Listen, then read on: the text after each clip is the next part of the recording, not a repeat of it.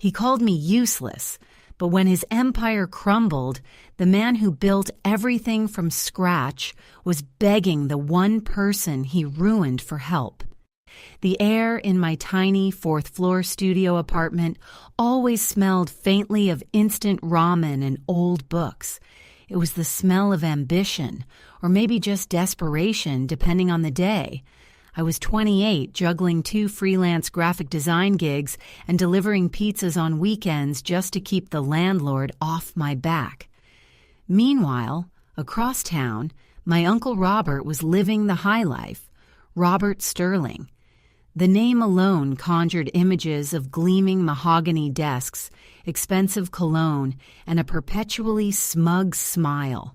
He owned Sterling Solutions, a mid-sized logistics company that he never failed to remind everyone was built from the ground up by sheer grit and apparently zero help from his side of the family, especially not mine. I hadn't seen him much since my parents died 10 years ago, but the occasional holiday gathering was enough to provide a fresh supply of condescending remarks. The last time we spoke, or rather the last time he spoke, was at my cousin's wedding reception. I was wearing my best thrift store suit, trying to look presentable. Robert, resplendent in a bespoke tuxedo, clapped me on the shoulder with a force that nearly sent my lukewarm champagne flying. "Still drawing little pictures on the computer, eh, Mark?" he'd boomed, loud enough for the entire table to hear. My father had been an engineer, brilliant but always struggling financially. Robert had always viewed that as a character flaw. "It pays the bills, Uncle Robert," I'd managed, trying to keep my voice steady. He'd laughed, a loud, barking sound that always made people look over. "Bills. Mark, my boy, you're 28. At 28, I was closing my first major contract. You need drive. You need vision. Honestly, you're just comfortable. You're coasting. You'll never amount to anything significant playing it safe. I look at you, and frankly, I see wasted potential. A waste of a good bloodline, if you ask me." That sting had lasted for months. Useless. That was the word he'd left me with. A useless nephew destined for mediocrity. I internalized it, used it as fuel to work longer hours, chasing the respect I knew I'd never actually get from him. Then the silence began. For 6 months, nothing. No holiday cards, no awkward calls about family politics, no smug updates about his latest yacht purchase. I didn't miss it, honestly. Life settled into a predictable, if grueling, rhythm. The shock came on a Tuesday afternoon. I was trying to finesse the kerning on a corporate logo when my phone buzzed with an unknown number. It was one of those area codes from the wealthy side of the city, the side Robert frequented. "Hello?" I answered, my tone professional, expecting a wrong number. "Mark, is that you? Mark, thank God." The voice was unrecognizable. It was strained, thin, almost broken. It was Robert, but it was like hearing an expensive stereo system sputtering on dying batteries. The confidence, the booming authority, it was all gone, replaced by a raw, brittle panic. "Uncle Robert, what's wrong? You sound terrible." There was a sharp intake of breath on the other end, followed by a sound that might have been a choked sob. I gripped my desk, suddenly feeling cold despite the summer heat outside. It's Sterling Solutions," he whispered. "It's all gone, Mark. Everything. I need your help. Please, you have to help me." "Help you how, Uncle Robert?" My voice was flat, cautious. Years of being dismissed had built a fortress around my sympathy. I pictured him in his corner office, perhaps admiring his reflection in a shattered window. "It's the creditors, Mark. They moved faster than I anticipated. The market shifted. The contracts dissolved overnight. It was a perfect storm, you understand. I tried to leverage the last of the assets, but they froze everything. The accounts, the properties, even the contingency fund. I'm ruined, completely bankrupt. The word bankrupt hung in the air, a heavy, almost comical sound coming from the man who had once implied poverty was a moral failing. I leaned back in my worn office chair, the springs protesting loudly. I'm sorry to hear that, Uncle Robert, truly.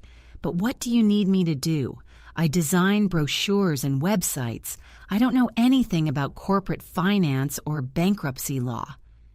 His desperation spiked again, overriding the remaining vestiges of his pride. No, not that. I need discretion. I need liquid assets, cash, fast. I need to disappear for a few weeks while my lawyers figure out how to spin this before the news breaks.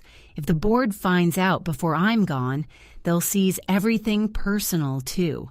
My house, my boat, everything my wife relies on. I stared at the monitor where my half-finished logo mock-up glowed with mocking vibrancy. And you're calling me? Your nephew you called useless 6 months ago? Why me?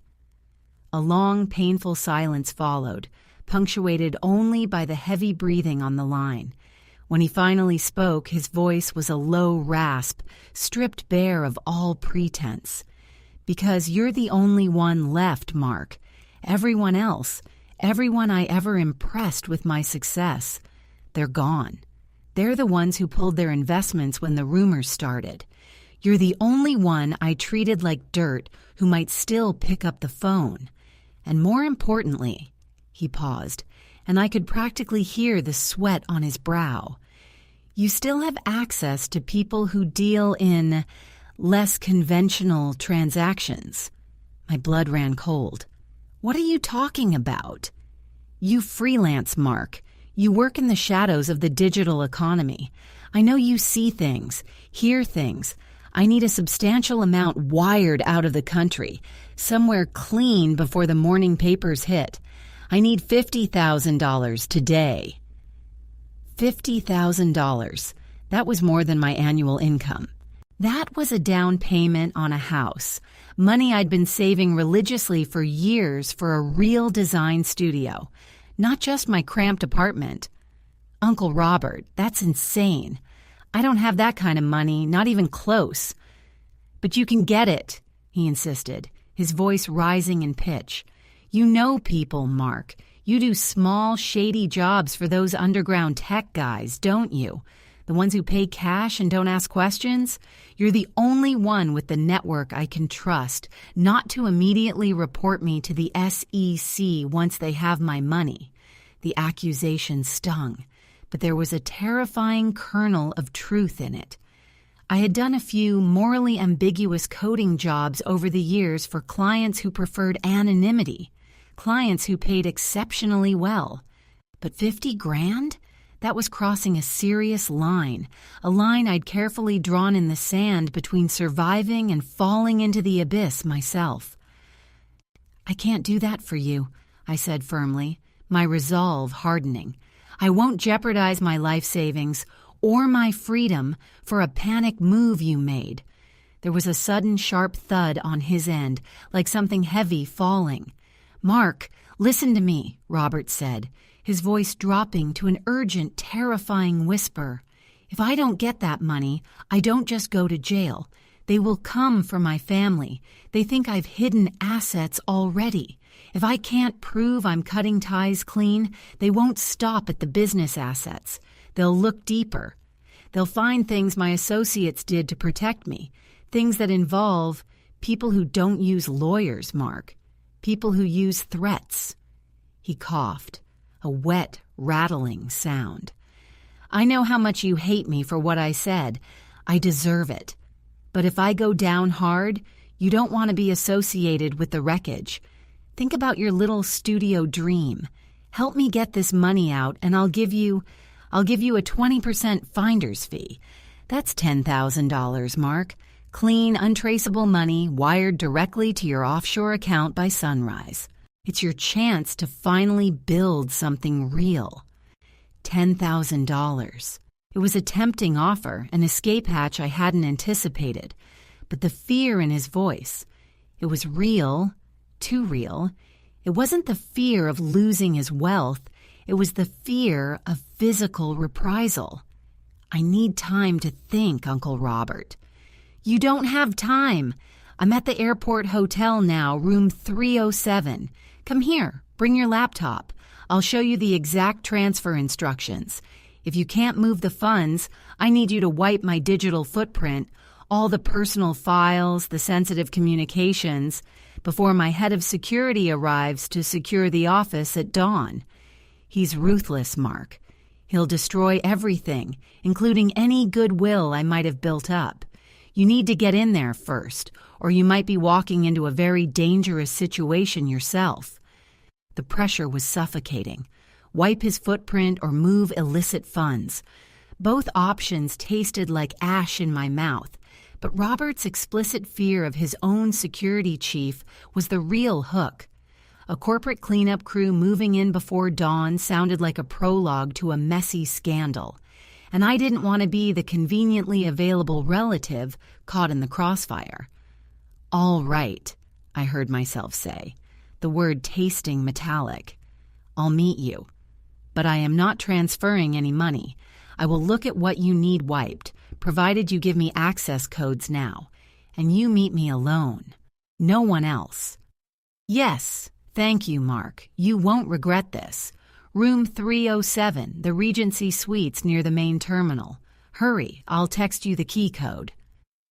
The text arrived seconds later, a string of numbers and a single cryptic message. Hurry, he's early. My heart hammered against my ribs. Early? Robert had explicitly said dawn. I grabbed my messenger bag, stuffed my laptop inside, and bolted out of the apartment. The elevator was broken, naturally, forcing me down 6 flights of dusty stairs. Every second felt like an hour. I hailed a cab, barking the address of the high-end airport hotel where Robert was hiding out like a fugitive CEO. The cab ride was agonizing. I kept running scenarios. What if this was a setup?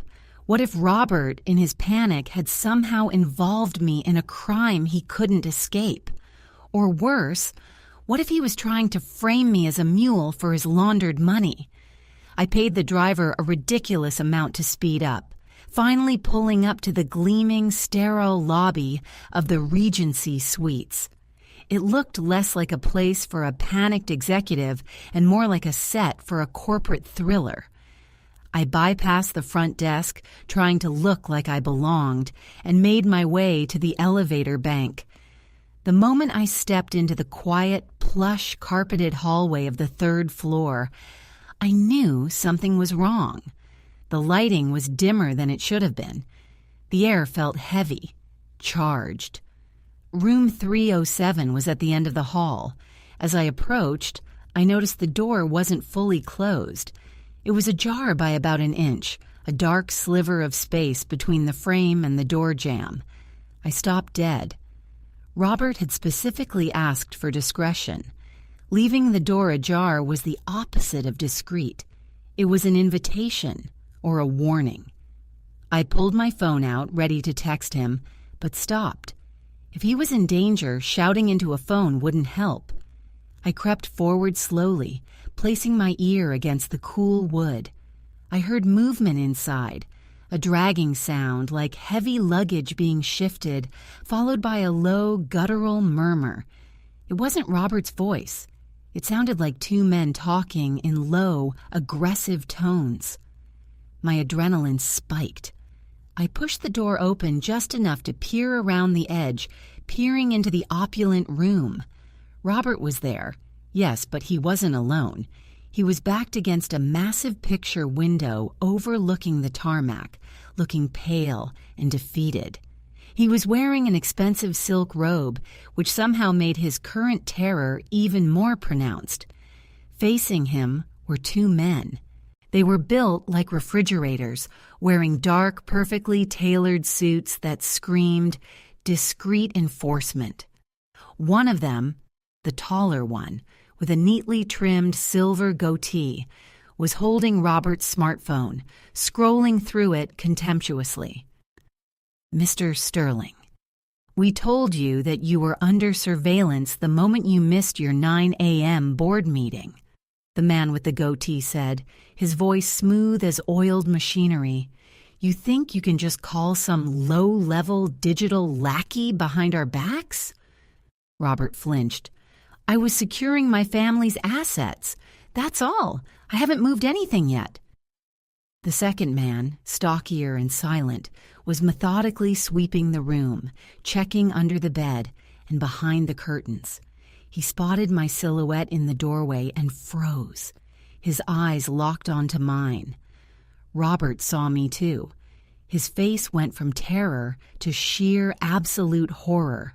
"No, Mark, run! Get out of here!" he shrieked, stumbling backward against the glass.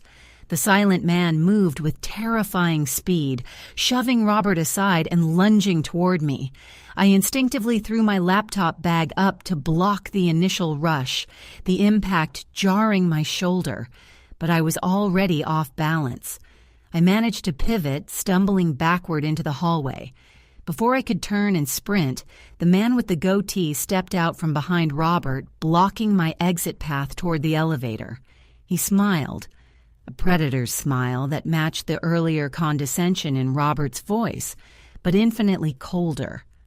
"Well, well, look what the cat dragged in," the goatee man purred, stepping fully into the doorway, effectively trapping me in the hallway outside room 307. The useless nephew. Funny how Uncle Robert's definition of useless changes when he needs someone to clean up his messes. He gestured back into the room where Robert was now slumped, guarded by the silent brute. "Now why don't you tell us exactly what personal files your uncle promised you access to before we decide whether you're a liability or a convenient scapegoat?" My mind was racing, calculating angles, escape routes, anything that didn't involve being interrogated by these two human pit bulls. Running back toward the elevators was suicide.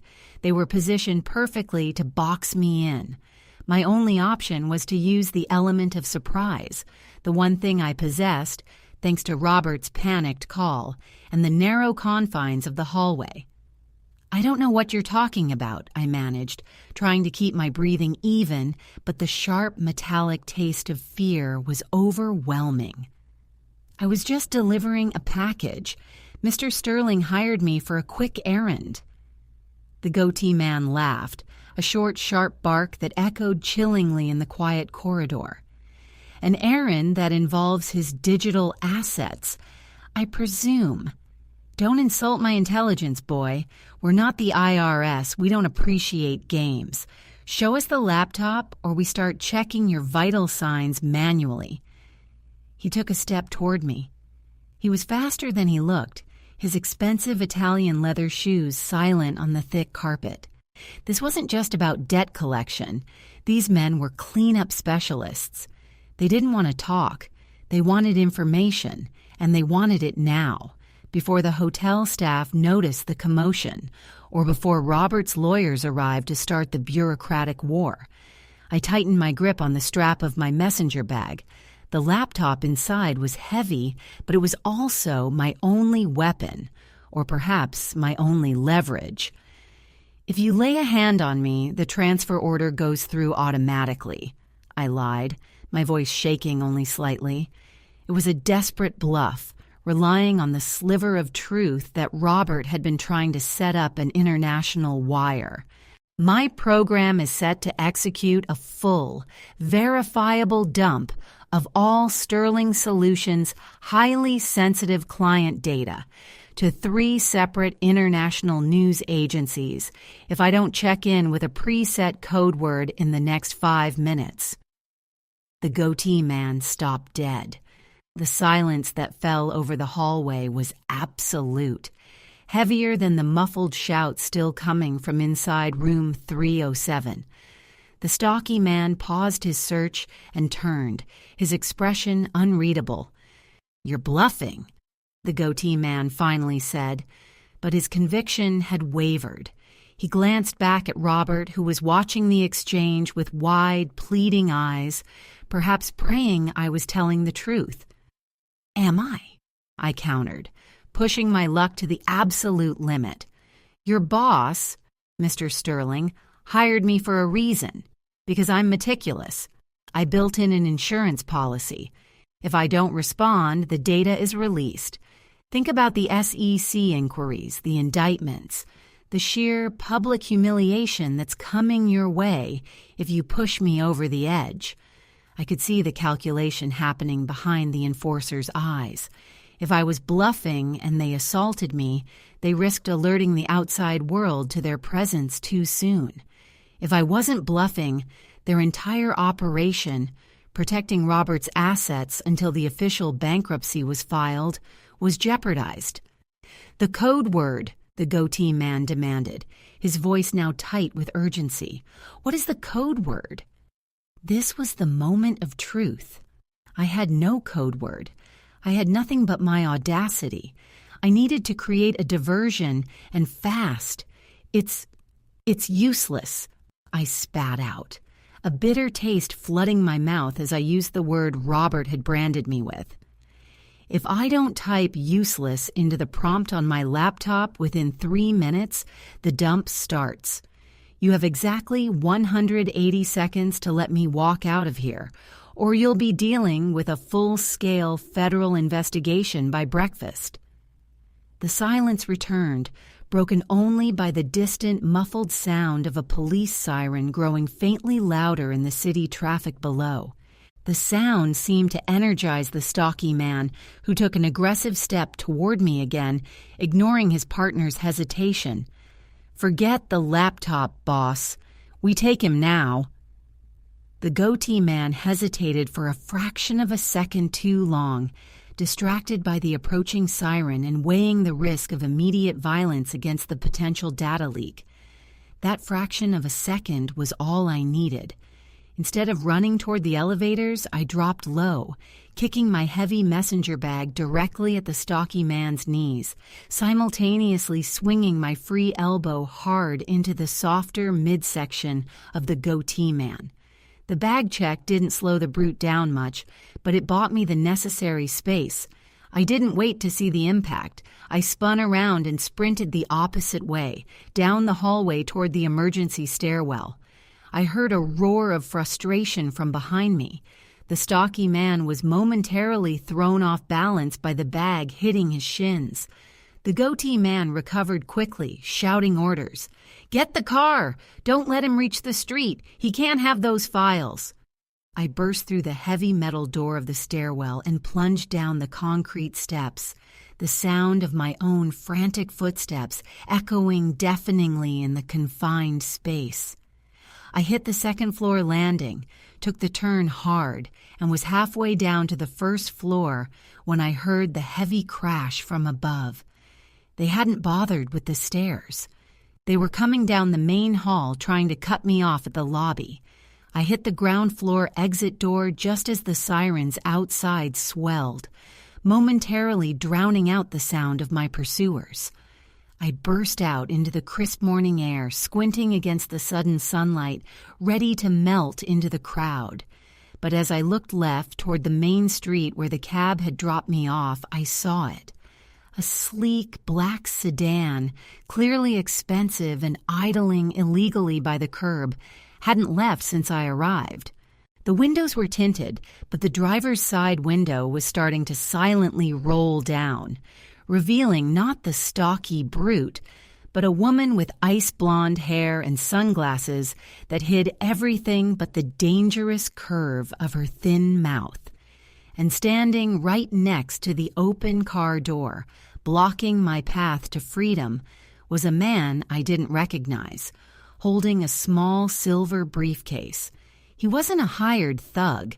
He looked like a lawyer, impeccably dressed, but his eyes held a chilling emptiness that suggested he dealt in matters far beyond contract law. He didn't raise his voice, but his words cut through the noise of the city. "Mr. Sterling's assets are frozen, Mark, and that includes his liabilities. You've been identified as a key link in his attempted evasion. Step away from the car slowly, or we verify your definition of useless right here." The lawyer, for that's clearly what he was, a polished blade wrapped in Armani, didn't look like he was open to negotiation. The silver briefcase felt less like a prop and more like a containment unit for something deeply unpleasant. I was trapped between the imposing hotel entrance, where I could hear the heavy footfalls of the two enforcers descending the stairwell, and this impeccably dressed obstacle. "I told you I don't have anything," I managed, putting my hands up slowly, careful not to make any sudden movements that might trigger a reaction from the woman in the black sedan. I needed a break, a window. The lawyer smiled, a chilling, practiced gesture that didn't reach his eyes. "We know you don't have the funds wired yet, Mark, but we know you can access the system. The beauty of a preemptive crisis like this is that everyone involved is desperate.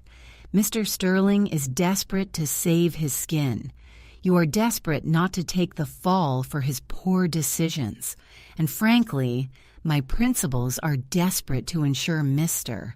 Sterling doesn't implicate anyone with deeper connections before we can secure his quiet extraction." "Extraction?" I echoed, confusion momentarily overriding my terror. "Yes, he's not going to jail, Mark. He's going somewhere very quiet, and we need to know he didn't leave any loose ends, like an overly ambitious nephew with access to damning digital information." The lawyer took a measured step closer. "We are offering you a deal far cleaner than the one Uncle Robert offered you. Give us the laptop. We wipe your digital footprint completely, ensure you were never contacted, and hand you $5,000 for your trouble in showing up. You walk away with clean hands and a small bonus." It was a lifeline, flimsy and smelling of betrayal, but a lifeline nonetheless. $5,000 to forget Uncle Robert's final, frantic plea. I glanced toward the stairwell door. The enforcers would be out any second. "And if I don't?" I asked, my voice regaining a sliver of its old defiance. "Then you become the fall guy, the scapegoat who tried to extort the failing company. We have the footage of you leaving your studio, getting into the cab, and now, standing here. It's a neat little narrative," the lawyer said, gesturing toward the hotel doors. Just then, the stairwell door burst open, and the stocky enforcer charged out, followed closely by the goatee man, who was already pulling out a compact satellite phone. They saw the lawyer in the sedan and immediately paused, a silent, professional assessment taking place between the two enforcement teams. Clearly, Robert had made more enemies than just the creditors. The lawyer, whose name I still didn't know, sighed, irritated by the interruption. "Gentlemen, stand by. We are concluding a private negotiation." I saw my chance. The lawyer was focused on the other men, his attention divided. I took a deep breath, tightened my focus, and remembered the one thing I had that they all desperately wanted, the laptop, sitting squarely in my bag. "The deal is off," I said loudly, cutting across the lawyer's attempt to resume control. I didn't reach for the bag. I made a sudden, sharp pivot toward the lawyer. He was caught entirely by surprise. Before he could react, I dropped my shoulder and slammed my entire body weight into his torso, driving him backward directly into the idling sedan's open door. The impact knocked the lawyer sideways. The blonde woman shrieked, trying to yank the door shut, but I shoved the silver briefcase, which the lawyer had dropped, hard against the frame, jamming the door half open. The lawyer was disoriented, clutching his head. The distraction was instant and total. The two enforcers rushed forward, but now they weren't just focused on me. They were focused on securing their boss and protecting the assets locked in that sedan. I didn't look back at the chaos erupting around the black car. I sprinted across the manicured lawn toward the nearest major street, weaving through the landscaping. I heard shouting fading behind me.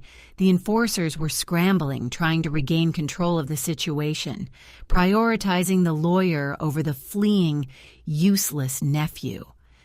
I reached the main road, flagged down the first passing taxi, and tumbled into the back seat, breathless. "Take me downtown, Central Library," I gasped, fumbling in my pocket for cash. As the cab pulled away, I risked a look in the rearview mirror. The black sedan was still there, but the blonde woman was out, arguing furiously with the enforcers. The lawyer was being helped into the back seat, the silver briefcase clutched tightly to his chest. I was safe. For now. I pulled out my phone, my fingers trembling as I navigated to my cloud storage. I didn't transfer funds. I didn't wipe anything. Instead, I opened the encrypted document I'd been working on the night before Robert called, a speculative piece of design work for a new, decentralized platform that promised absolute digital anonymity. I pulled up the access log from Robert's panicked call, noting the exact moment he mentioned his security chief was early. I cross-referenced it with a contact I had, a white hat hacker I'd once done a favor for, someone who specialized in tracing hidden corporate maneuvers. I typed out a single, concise message. "Sterling Solutions is collapsing. They are trying to move assets via Regency Suites Airport Hotel. Look for a cleanup crew and a lawyer with a silver briefcase. They are targeting my digital footprint to cover up internal theft." I hit send.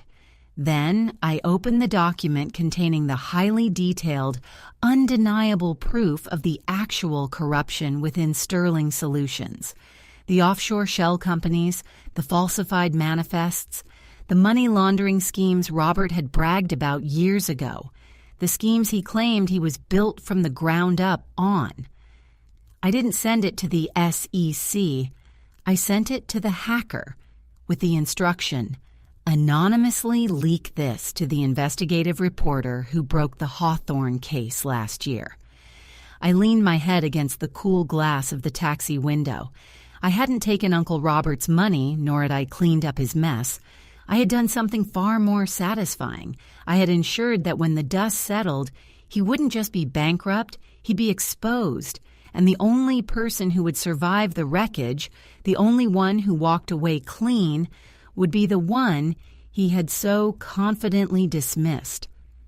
I stared out at the city skyline, the familiar smell of cheap takeout now oddly comforting.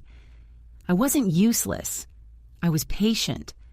And Uncle Robert's ruin was about to become my unexpected and entirely deserved starting point.